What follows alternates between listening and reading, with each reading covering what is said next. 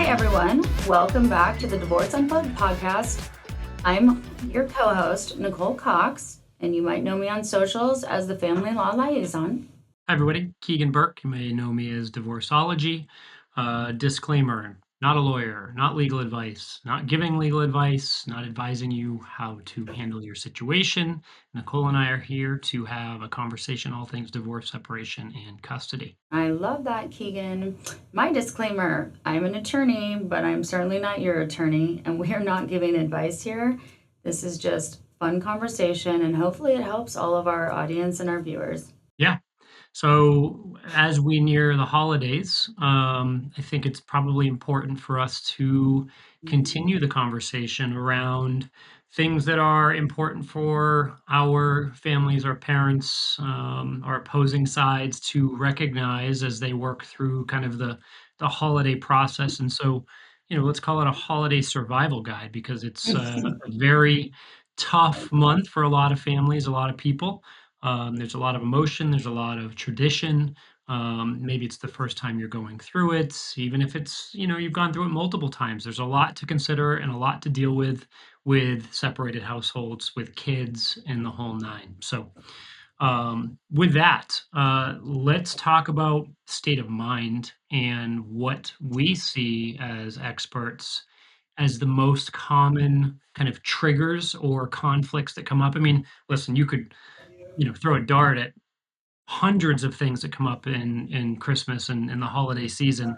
What are the most frequent, if you will, that we see as consistent themes of conflict for families? Yes, that's actually a really good point, Keegan. There are several things that people do, parents, co-parenting, that they probably shouldn't be doing when it's the holidays. I mean, I think a big one is last minute changes. What do you think? Yeah, I think last minute changes you should avoid at all costs. I think, though, if something does come up, then communicate quickly, communicate clearly, be fair to the other side. Last minute changes, in my opinion, sometimes will have, it's not up to the other side to have to give up something to accommodate your, last minute change or situation. So the person that it will likely impact the most is you. So avoid it. And also, if you're on the receiving end of a last minute change, it may be an opportunity to find some middle ground.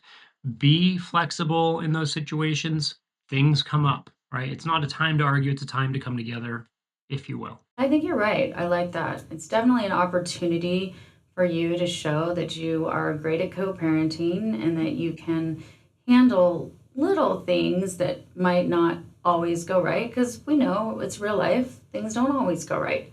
But it's a great time for both parents to shine, really Totally. to show that they are willing to co-parent. Totally.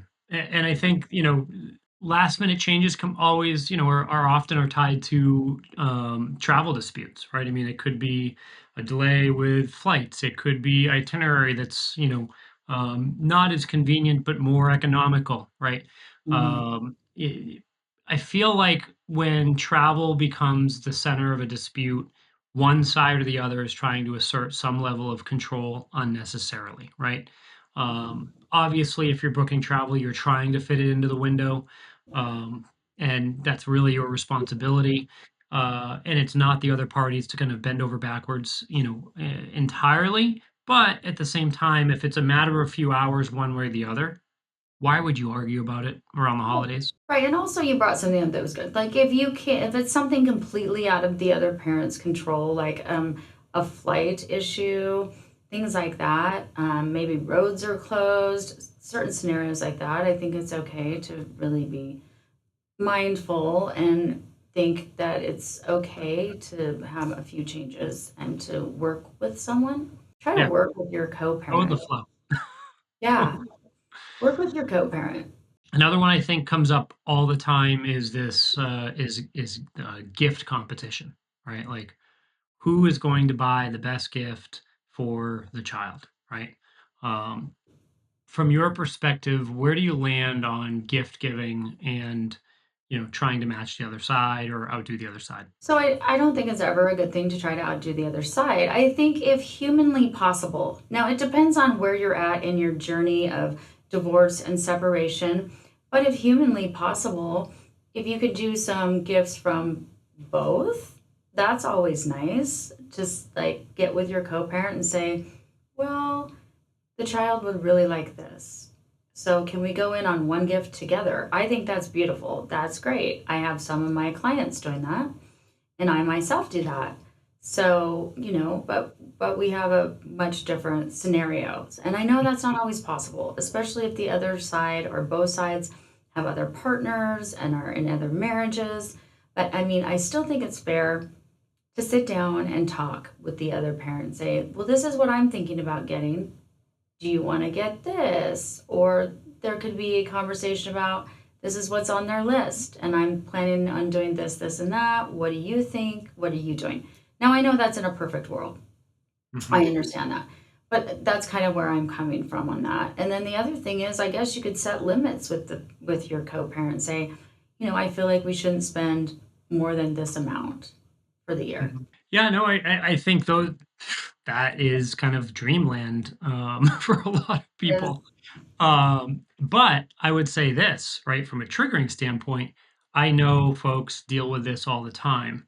And the advice I would give here is a couple things. One, you're the children's or child's parent. And in my opinion, there are lots of ways to kind of work your way around the material challenge or competition that the other side may be imposing on you. I think that it's also fair to recognize that there are seasons of life and maybe you're not in a economic situation where you can match it, or you're just of the opinion that you don't even want to try. um, and so ensuring that the experience is what you hope it or want it to be for your child is really your goal, right?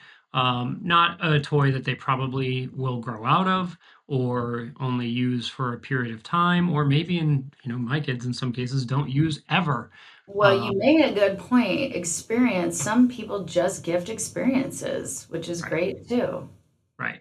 So I do know a lot of folks that get hung up about what the other side is gifting, and Mhm. they focus so heavily on that. And I would say to anybody, avoid that. That's not in your control. That's not the experience or the gift you're giving your children. Your time, your kids, your gift, your experience is what you focus on, and it's wholly separate from the other side. And quite frankly, if the kid's getting great gifts in the other home, great. I want that for the children, Mhm. right? It's like you want them to get the best things or whatever things that they can get, and have, all the luxuries of life that life has to offer. It's just focus on yourself and don't let the other side impose on you, and certainly don't turn it into a competition in response to it. No, don't turn it into a competition. Here's another little thing. If you're dealing with littles that still believe in Santa Claus, then does it really matter where it came from? That's a great point. I guess here's Mhm. one. If the other side feels like it's their job to dismantle the notion of Santa, Yeah. that is a that is something I have seen come up.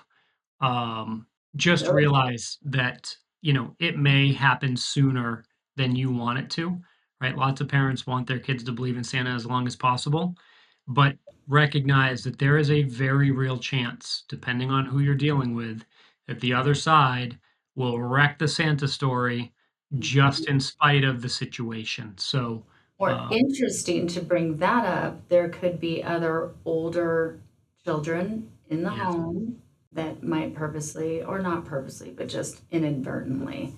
So that's an totally. interesting topic that I Yep. have not seen that with my clients. And most of Yep. my clients have like real littles. So the issue of outdoing somebody on gifts has not come up because it's just been from Santa, right? Well, and I think that's where the competition starts to kind of turn, right? It goes away from Santa and now it's I bought you Oh this my or God. I got you that, right? And it becomes that competition. If you are willing to stay out of the competition and focus on yourself, it's no big deal, right? One way or the other.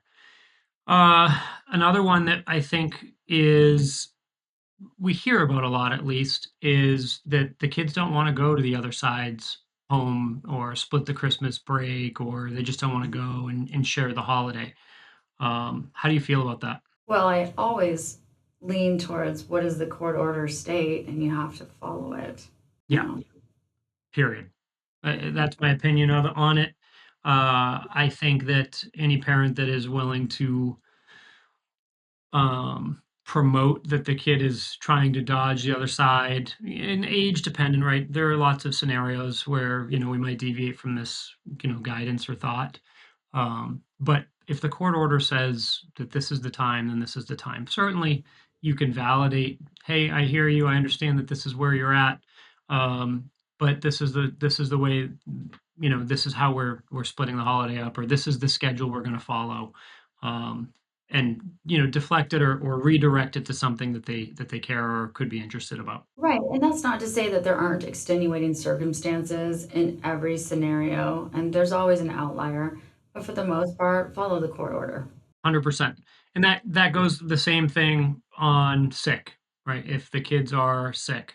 I know you and I had touched on this topic in a prior episode, but same thing, right? Kids, barring emergency services or some major illness that requires them to be, quarantined or something, you know, holidays are generally split, so it's more than a day or two transition. You're going to go, most people are off, so you're not doing a lot. If you don't need to do a lot, then if the kids are sick, then you're going to take care of the sick kid. Um, they can ride in a car and they can go from one doorstep to the next. Follow the court order. Sickness is always abused as a reason not to transfer or share the children. And I think one, courts are starting to see through it more and more frequently. But two, it's a transparent move, right? Certainly there are times where you should communicate with the other parent, hey, how do you feel about this? I feel like they should really stay home wherever they're at. But generally, just follow the court order. I think where this comes into play, and I've had several clients with these issues, is that like if the other parent refuses to give medication, Mhm. that's a problem. I would say that would be a reason to withhold. If another parent refuses to give the antibiotics, the Tylenol to bring the fever down, if there's a super high fever, things like that. Like if there's a super high fever, they should probably just be an emergency anyways. But you know Yeah. what I'm saying? If one parent just refuses to give medical treatment, that could be a problem. Yeah, I think yes. I think so too. Gosh, that gets real sticky real fast. Mhm. But I think probably in that situation, there's going to be medical professionals involved Mhm. driving some type of care recommendation. Now, remember, we're all parents, and just because a doctor makes some recommendation, I'm not going to say, ignore a doctor's advice, but let's be reasonable about, making sure that we're getting accurate recommendations based on the circumstances, because I have seen some variance there. Medical and professionals are going to be involved, and I think that's the extenuating circumstance where, Right. maybe it's delayed a day, maybe it's delayed 2 days, whatever it might be, right? But communication's important, and ultimately you should be driving towards the court order. Mhm. Absolutely. That's the takeaway. Follow the court order. Yeah, exactly. All right, so a few more minutes. Let's get into kind of boundaries because their emotions are so high during Christmas that Mhm. we tend to lose focus on, and because changes happen, right? Our schedule is different, timeshare is different, traditions are different, everything's different. You still have to adhere to kind of establishing the boundaries for you. You're operating in a separated household environment now. Maybe it's high conflict, maybe it's not. But what are some things that um, would be important to you as it relates to boundaries around the Christmas time? Oh, well, one of the big things I think is keep it your communications brief. Do not send a slew of text messages. Okay? Because nobody has time during the holidays to read 99 messages or all of those complaints. So you have to keep it on the platform, that you're supposed to use via the court order, which sometimes is Our Family Wizard, other times it's Talking Parents, and sometimes it's just via email. It's just straight email. But keep Mhm. it brief, keep it concise, and don't get too emotional. Yeah. I agree with that. I think also from a boundary standpoint, opposing sides will often, um, the saying, you give them an inch, they take a mile. I Mhm. think that there are real situations where, the other side might ask for something because it's Christmas or because it's the holidays. You don't have to feel obligated to do anything outside of what the court order says. However, keep in the back of your mind that we're always advocates for finding middle ground. And so if it's a Mhm. sensible pursuit that or accommodation, then do it. But you don't have to. You don't have to renegotiate anything in the midst of that time, right? If it's leading up to it and people have thought about what needs to be renegotiated, kind of that's open. But let's say it's the week of Christmas and you start trying to, the other side starts trying to renegotiate. You're not obligated to. And I would say to anybody who's trying to do it, now's not the time to do it. You should have done it before. And we talked about that in our Thanksgiving episode. Yeah. Do it immediately when you see some sort of an issue or a time constraint, something like that. And then we also said the other parent, the co parent, if it's a reasonable request and you Mhm. can fit it into your schedule and it's in the best interest of your child, really give it some consideration. Yep, totally. And then the final one, from a boundary standpoint, is you're going to have emotions, manage them. Figure out on your own time, protect your kids from those emotions. Don't let them experience it from either side, right? But stay in control of your own emotions and keep your behavior on point. Exactly. Agreed. Well, It's important to manage your own emotions. yeah, yeah, yeah. And so, from a documentation standpoint, as it relates to all of this, right? Um, I think it's important to recognize that because emotions are high, behaviors tend to kind of go off the rails.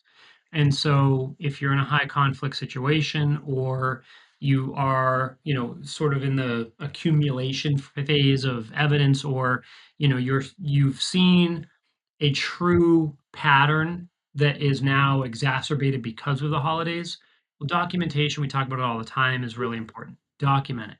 But Hmm. don't document an incident during Christmas or a holiday thinking that that is going to replace a pattern, right? It's an incident or it's a moment in time. So you're documenting the patterns, not the trends and not the incidents, right? Good point. If you were to be considering evidence as it relates to Christmas and all these processes and documentation, would you prefer to see a client writing long paragraphs or, bullet point timelines, Oh, X, Y, no, Z? never. I never think that it's good to do big, long paragraphs of paraphrasing and putting your feelings in and narrating. No, none of that. It's just a timeline, a very simple, clear, and concise timeline. Yep. Yep. And then in closing, let's close on what are things that you should absolutely avoid doing? What not to do during the Oh, holidays? a big one for the holidays is never argue with your co-parent in front of your child. Mhm. On Yep. exchanges, no arguing. Yep. I made a list actually. So Oh don't dear. overreact, don't overtext, don't overshare, don't Mhm. escalate, don't compete, don't chase, and certainly don't threaten legal action, right? If you're going to take legal action, then you take it. You're not going to hang that over anybody's head through the holidays. I don't think it does you any good because typically you're doing so in a non-compliance enforcement way, which we tend to try to avoid. But remember, every text, every communication you have, every behavior you exhibit is just that. It is an exhibit, it is evidence, and it very easily could be under the microscope come January. Exactly. Gosh, good point. I couldn't have said that one better. Nice work. So, to all of you, hopefully you stay warm in front of the fire. You enjoy whatever tradition that you have or are recreating. You keep your mental health sound. You've done some of the planning necessary, but more importantly, you enjoy the holidays with your new version of life, with or without kids. So, Exactly. And make sure there's some self care involved.